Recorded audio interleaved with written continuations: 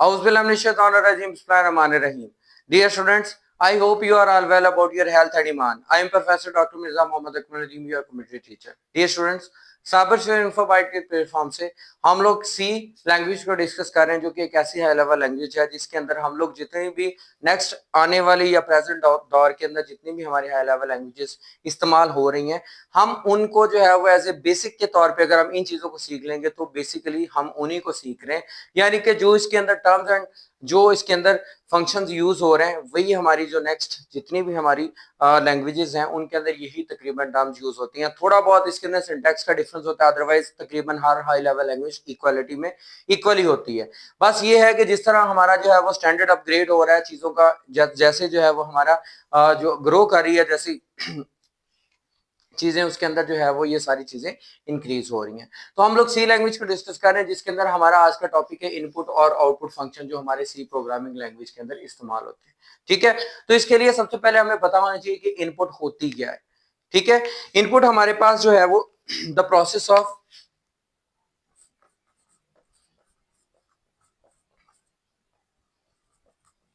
Giving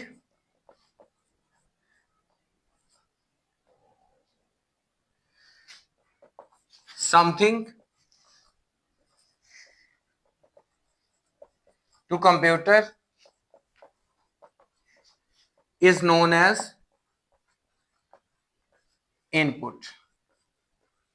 ठीक हो गया, यानी कि जो भी हम कंप्यूटर को चीज देते हैं किसी भी सूरत में वो इनपुट होगी। ठीक है, और ज्यादातर जो हमारी इनपुट दी जाती है वो कीबोर्ड के थ्रू दी जाती है। ठीक है, सो हम कह सकते हैं द इनपुट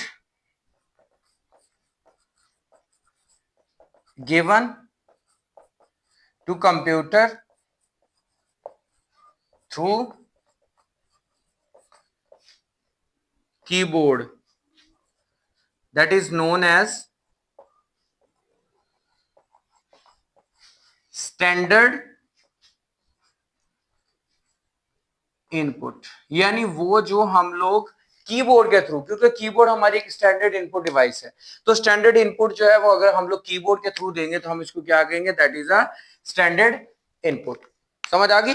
उसके बाद बेटा हम लोग जो है वो हम लोग इसके अंदर देखेंगे कि कंप्यूटर के अंदर इनपुट का क्या काम है। मतलब जब हम प्रोग्रामिंग करते हैं तो सबसे पहले प्रोग्रामिंग के अंदर हमें लाजमी तौर पे डाटा इनपुट करना होता है, उसके बाद प्रोसेसिंग होती है और फिर हमें आउटपुट मिलती है। ठीक हो गया, तो इनपुट करने के लिए हमें कुछ फंक्शन जो है वो इस्तेमाल करने पड़ते हैं। वो कौन कौन से फंक्शन है वो देखते हैं। सबसे पहले इसके अंदर जो इनपुट फंक्शन हमारा यूज होता है वो हमारा यूज होता है स्कैन। ठीक है, उसके बाद हमारा नेक्स्ट जो इसको सॉरी स्कैन एफ कहते हैं, और दूसरे बाद हमारे पास आ जाता है गेट फंक्शन और गेट कैरेक्टर। उसके बाद नेक्स्ट हमारा जो है वो इसका इनपुट फंक्शन आ जाता है गेट ई। ठीक है, और उसके बाद हमारे पास जो है वो फंक्शन आ जाता है गेट्स का। ठीक है, ये हमारे पास ऐसे फंक्शन है जो कि इनपुट करने के लिए वैल्यूज को इस्तेमाल होते हैं। ठीक हो गया, उसके बाद हम लोग बात कर लेते हैं आउटपुट की। आउटपुट क्या होती है जो कि हम लोग जो है वो किसी भी सूरत में कंप्यूटर से हासिल करते हैं। ठीक है, the process of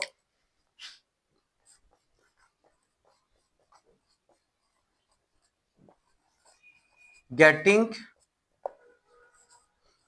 output from the process of getting something, कह लें आउटपुट तो हम इसको इंट्रोड्यूस करवा रहे हैं, समथिंग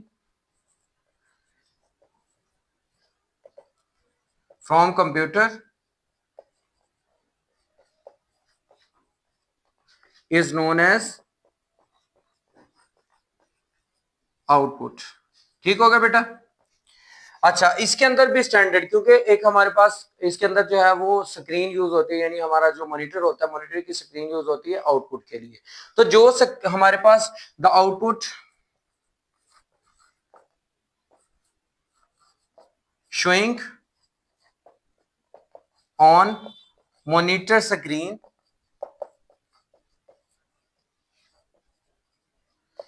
इज नोन एज, जिस तरह हमने स्टैंडर्ड इनपुट का पढ़ा था इसी तरह इसको कहते हैं स्टैंडर्ड आउटपुट। ठीक हो गया, यानी जो हमें मॉनिटर के ऊपर मिलेगी उसको हम क्या कहेंगे कि ये हमारे पास जो आउटपुट मिली है वो क्या है, स्टैंडर्ड आउटपुट है। ठीक है बेटा। अच्छा, ये तो हमारे पास इनपुट और आउटपुट आ गया। आज हम लोग डिस्कस करेंगे इसके अंदर जो है वो प्रिंट एफ फंक्शन को। प्रिंट एफ फंक्शन हमारे कैसा आउटपुट फंक्शन है जो कि इस्तेमाल होता है आउटपुट लेने के लिए। ठीक है, तो प्रिंट एफ फंक्शन को जो है वो हम लोग जो है वो देखते हैं कि प्रिंट एफ फंक्शन हमारे पास क्या है।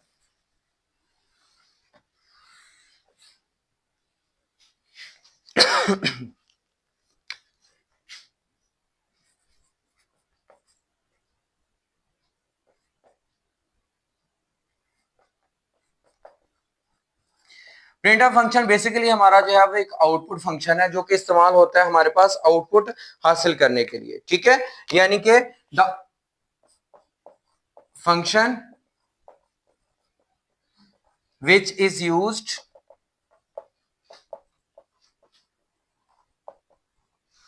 टू डिस्प्ले आउटपुट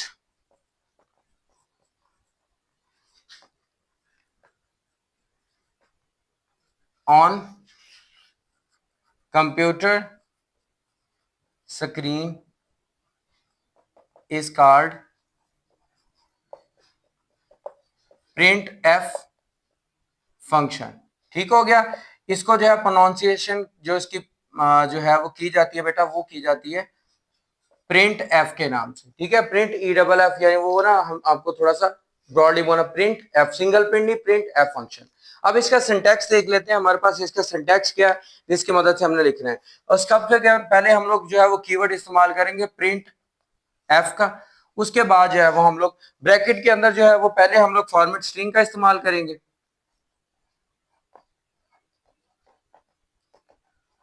उसके बाद हम लोग जो है वो कॉमा डालेंगे और उसके बाद हम लोग जो है वो आर्गुमेंट लिस्ट जो है वो इसके अंदर यूज करेंगे। ठीक हो गया, इस तरह जो है वो ब्रैकेट बंद कर देंगे। अब ये दो चीजें जो है ना, फॉर्मेट स्ट्रिंग और आर्गुमेंट लिस्ट, हमें पता होना चाहिए कि फॉर्मेट स्ट्रिंग क्या होती है और आर्गुमेंट लिस्ट हमारे पास क्या होती है। इन दोनों फॉर्मेट स्ट्रिंग जो होती है बेसिकली हमारे पास जो है ना, ये एक्चुअली ये होता है कि हमने कोई डबल कोटेशन के अंदर जो भी हमें प्रिंट करना होता है उसको हम लिखते हैं। ठीक है, और उसके बाद जो हमारे पास जो आर्गुमेंट लिस्ट होती है वो कोई भी कांस्टेंट है, वेरिएबल है जिसको हम डिस्प्ले करवाना चाहते हैं।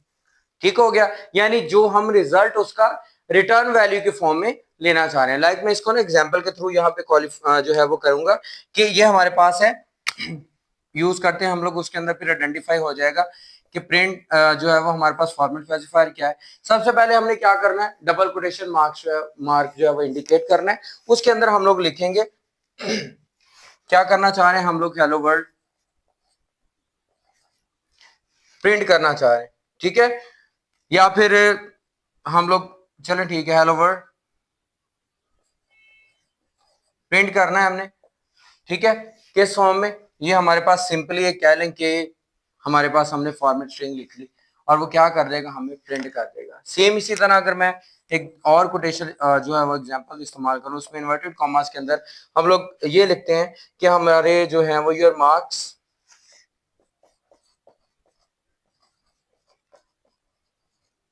आर, ठीक है, मार्क्स आपके जो हैं वो क्या होंगे, हमारे पास जो है वो फॉर्मेट स्ट्रिंग है। किस फॉर्म में, ये हम फॉर्मेट स्पेसिफायर इंशाल्लाह नेक्स्ट वीडियो के अंदर जो करेंगे। डी मतलब कि वो हमारे इंटीजर फॉर्मेट के अंदर होंगे, इसको मॉड्यूल डी पढ़ते हैं। उसके बाद इन्वर्टेड कॉमास को क्लोज करके उसके बाद हम इसके आर्गुमेंट लिस्ट में वो लिखेंगे जो हम लोग जिसके लिए कर रहे हैं। लाइक हमने वो मार्क्स एम जो था वो इनपुट किया था, प्रोग्राम के अंदर इस चीज को एलैबोरेट कर देंगे सिंगल के लिए। और अगर हम एक से ज्यादा के लिए करना चाह रहे हैं, लाइक हम उसके लिए जो है वो प्रिंट एफ, अब ये सिंगल एलिमेंट था हमारा, अगर हम मल्टीपल एलिमेंट्स के लिए करना चाह रहे हैं तो उसके लिए जो है वो हम लोग ये लिखते हैं योर मार्क्स आर,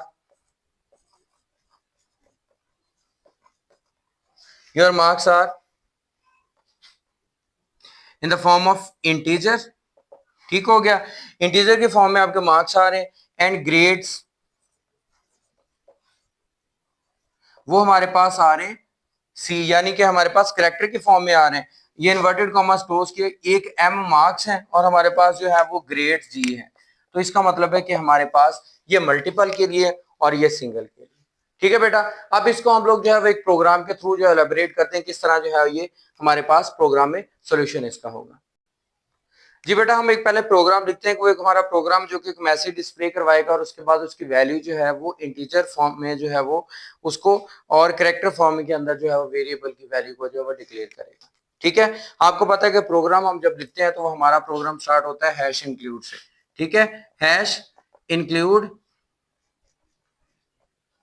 उसके बाद हम लोग स्टैंडर्ड इनपुट stdio.h, उसके बाद हैश इंक्लूड conio.h, उसके बाद हम लोग जो है वो इंट मेन, यहाँ पे मैं मेन फंक्शन यूज कर लेता हूँ। ठीक है, और उसके बाद हम लोग सबसे पहले क्या करते होते हैं, वो वेरिएबल को जो है वो डिक्लेयर या इनिशियलाइज करते होते हैं। यहाँ पे हम लोग वेरिएबल को ना इनिशियलाइज और डिक्लेयर इकट्ठा कर देंगे, यानी इंटीजर हमारे पास n है जिसकी वैल्यू हमारे पास 10 है, यानी हमने वेरिएबल को इनिशियलाइज यहाँ पे कर दिया। उसके बाद हमारे पास कैरेक्टर डेटा टाइप है दूसरे की, और उसका नाम जो है वो हमारे पास क्या है, ch है, और जिसकी वैल्यू भी हमने उसको साइन कर दी वो के स्टार है। ठीक है, यानी ये हमारे पास कैरेक्टर और स्टार उसकी वैल्यू, और ये हमारे पास 10 है, यानी इंटीजर फॉर्मेट के अंदर एक कैरेक्टर है और एक इंटीजर है। और देखा जाए तो ये हमारे पास जो कैरेक्टर है हम लोग सिंगल कोटेशन मार्क्स के अंदर लिखते होते हैं। ठीक हो गया बेटा, उसके बाद हम लोग क्लियर स्क्रीन करते हैं। उसके बाद क्लियर स्क्रीन के बाद जो है हम लोग का प्रिंट एफ फंक्शन का इस्तेमाल करेंगे। प्रिंट एफ इन्वर्टेड कॉमास के अंदर हम लोग लिखेंगे testing output,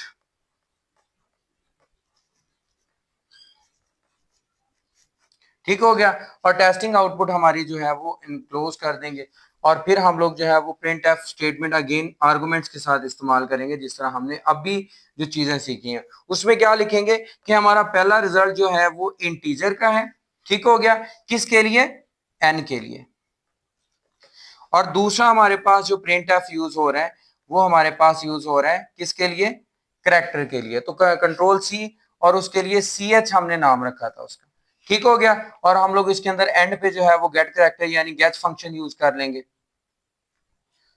and then close कर देंगे। तो जो इसकी आउटपुट आएगी हमारे पास वो क्या आएगी, हमारे पास वो हमारे पास आ जाएगी टेस्टिंग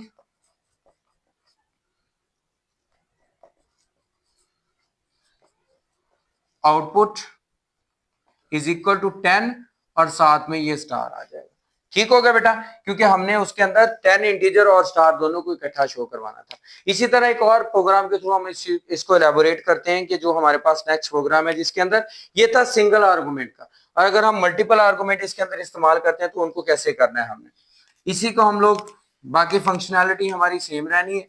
हमारे पास हमने एक प्रोग्राम लिखना है जिसके अंदर जो है वो हमारे पास फ्लोटिंग पॉइंट नंबर्स को ऐड करना है हमने, कितने वो हमारे पास होंगे, और उसके बाद जो है वो हमने डिस्प्ले करवाना है उनका रिजल्ट जो है स्क्रीन के ऊपर। तो हम लोग यहाँ पे क्या करेंगे हमारे पास फ्लोट, उसके हम डाटा टाइप डिसाइड करते हैं क्योंकि, और उनका नाम रखते हैं वेरिएबल, हमारे पास 1 है, दूसरा हमारे पास वेरिएबल जो है वो 2 है, और उसके बाद हमने इसका रिजल्ट शो करवाना है। ठीक हो गया।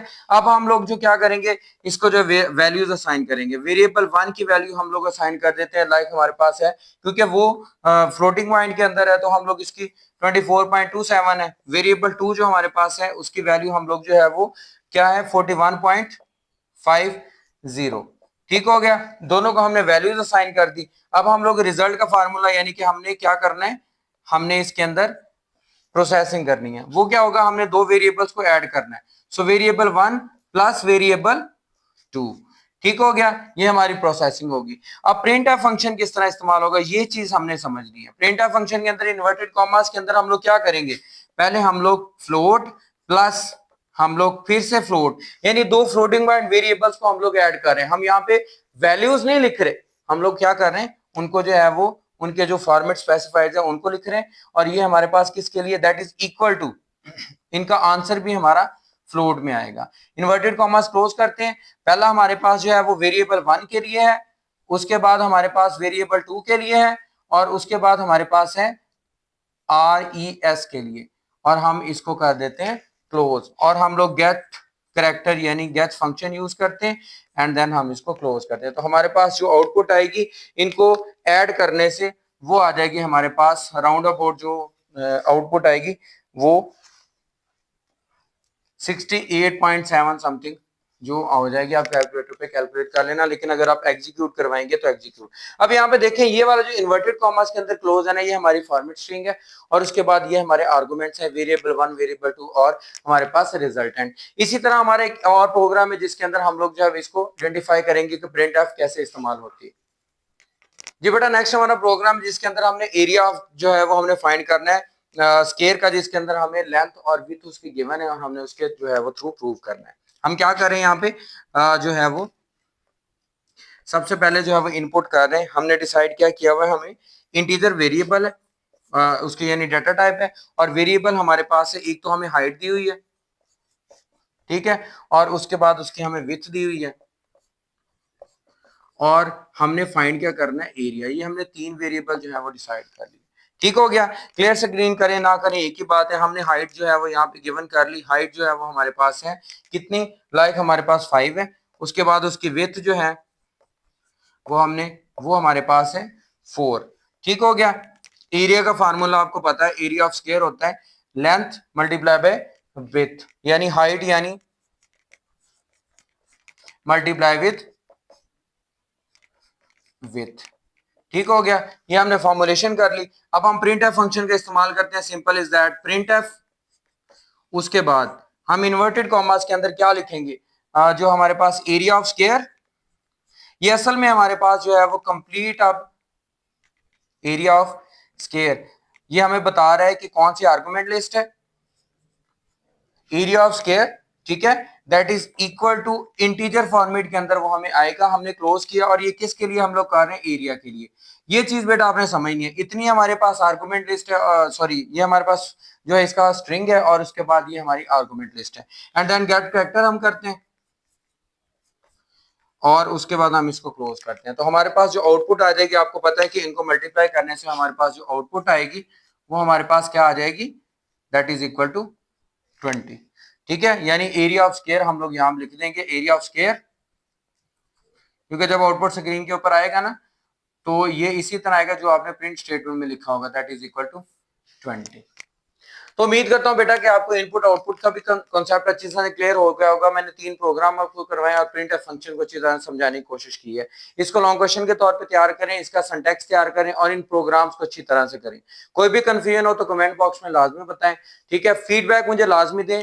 अगर आपको वीडियो पसंद आए तो लाजमी तौर पर आप लाइक करें और चैनल को सब्सक्राइब करें अगर अभी तक सब्सक्राइब नहीं किया, और अपने दोस्तों को भी इस चैनल को लाजमी तौर पे शेयर करें, इन वीडियोस को शेयर करें ताकि वो भी इससे फायदा हासिल कर सके। ठीक है बेटा, तो मिलते हैं इंशाल्लाह नेक्स्ट वीडियो के अंदर। कमेंट बॉक्स में अपना मुझे फीडबैक लाजमी दीजिएगा, दुआओं में याद रखिएगा, अपना बहुत ज्यादा ख्याल रखिएगा। जज़ाकल्लाह।